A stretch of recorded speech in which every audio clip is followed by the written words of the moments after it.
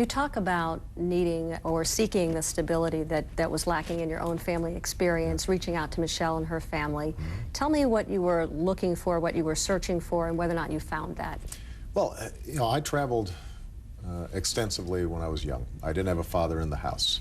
I grew up in places as diverse as Hawaii and Indonesia.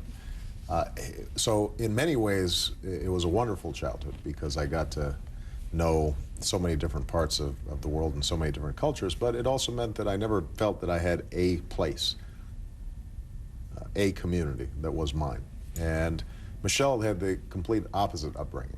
She was, I always say, she had a Ozzie and Harriet, Leave It to Beaver childhood. She had the mom and the dad, and mom was at home, and the brother. All they were missing, I think, was the dog. And they were in one place all of her childhood. And so one of the things that she had was a stability and a sense of place that I think was very complementary to my traveling everywhere. And it's that stability that we've been able to provide to our daughters that's been very important to me as well. How did that make you feel, becoming a part of her family and a part of that community in Chicago? Well, the community that she grew up in Chicago had become my community, my adopted community, because I had worked there before I even went to law school and knew Michelle. So the South Side of Chicago was my home at that point.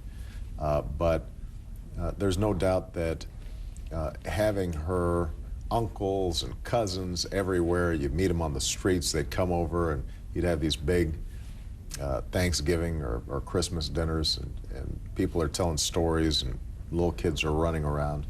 It really gave me a sense that our children would be able to grow up in this embracing family that I think can be so powerful and so important.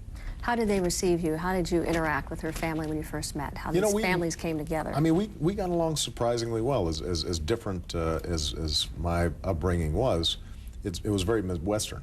And I think Michelle's family is very Midwestern. And so, the first time we got together, this was right before the wedding, the families came together, although we had met each other's families separately. They immediately took to each other. They ate the same foods, they laughed at the same jokes, and so it was a really good fit. And I loved Michelle's dad, who passed away before the wedding. He was just a wonderful man. Here's a guy who for 20, 25 years went to work every day, never got a college education, had multiple sclerosis, and yet supported his family, gave great love to his children.